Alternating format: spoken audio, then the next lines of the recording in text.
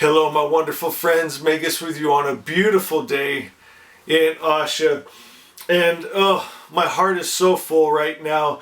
I'm going to talk about my love of books, and I'm hoping to transfer that love to you. And you're going to see the magic and power and wisdom that is available to you.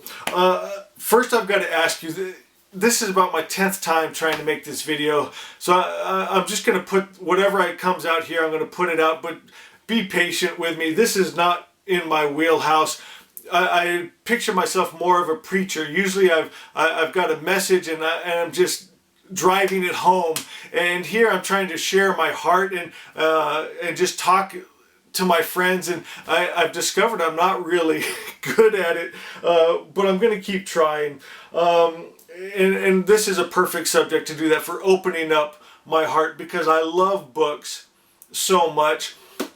And I can think back when I was very young and being in elementary school, and they took us to a library, and my friends, I can still remember the day. I can remember it was raining and cloudy out, and just that feeling of walking into the library, and then the teacher explaining to us how we can lose ourselves in our imaginations, and in these worlds. You can be anyone, you can go anywhere, and oh my God, that just sparked something inside of me. And it took a while till I actually was able to experience that. There was a transition from hearing that to actually being able to go in and pick out a book and then lose myself in it. And the first two that I can remember was Tom Sawyer and Charlotte's Web, and it really was magic, losing myself into that story, my friends, and picturing it in my own mind. And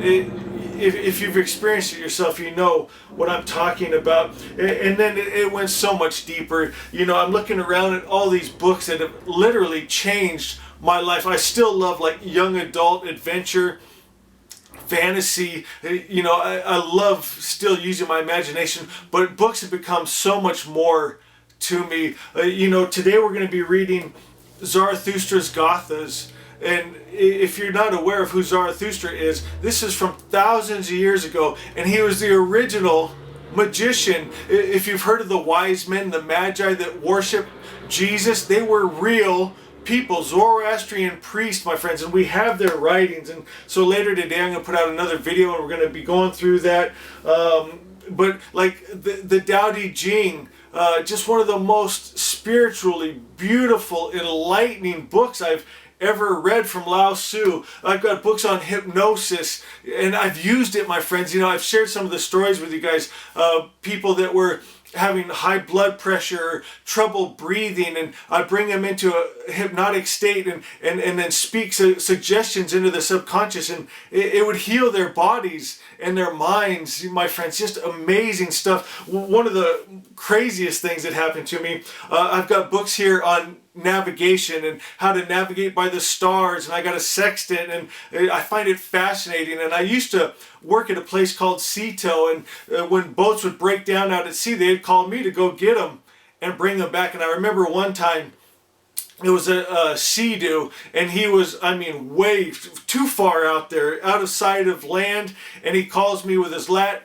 and long, and he says, my battery on my phone's about to die. And my friends, many people have died out in that channel. It's a deep channel with a quick current. And so he gave me his latitude and longitude, and so I'm putting it in to my instruments. Then I got radar, I got GPS, and I could find people, no problem.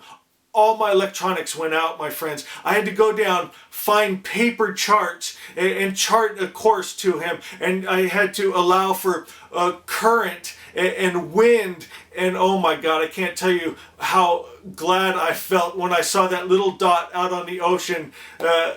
And my navigation worked. And that came from books. Books save lives, my friends. We can take the wisdom and knowledge of amazing people, inventors and geniuses, and learn from them, from their writings. And so I'm hoping to pass today to you a love for reading. And I wanted to share with you some of my all-time favorite books. But of course, number one, you probably already know this, is Asha by Winston Head. 2600-year-old Magi text. Absolute favorite book in the world, hands down. Number 2 is The Science of Mind by Ernest Holmes. You have to get this book, my friends. I've read it so many times, and every time I go through it, I'll use a different color highlighter because it just speaks to me every time. Ernest Holmes' Science of Mind, my second all-time favorite book. I don't know which one I like better here. Well, I think I'll go with the Tao Te Ching. Oh God, I can't. I just felt wrong when I said that. I love both of these the same.